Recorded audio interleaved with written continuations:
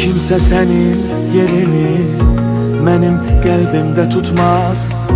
Sənə baxan gözlərim başqa gözlərə baxmaz. Mənim möcüzəm, hər şeyim, canımdan çox sevdiyim. Nə olar getmə yanımdan, qal ömürlük həyatımda. Aramızda olur bəzən hərdən küsüb incimələr. Sevgini al gəl yanıma, gözləyirəm, gözləyirəm. Sənsiz həyat çətin olar, alışmaram, əzab olar. Gəl səni çox, çox sevirəm, gözləyirəm, gözləyirəm, gözləyirəm.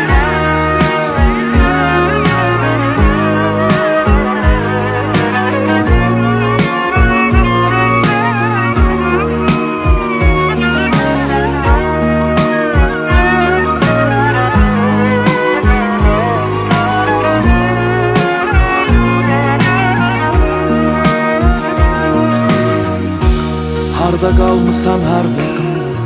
Mənim gözüm yollarda, qəlbim elə sıxılır, sanki ürək fəryadda. Mənim möcüzəm, hər şeyim, canımdan çox sevdiyim. Nə olar getmə yanımdan, qal ömürlük həyatımda. Aramızda olur bəzən hərdən küsüb incimələr.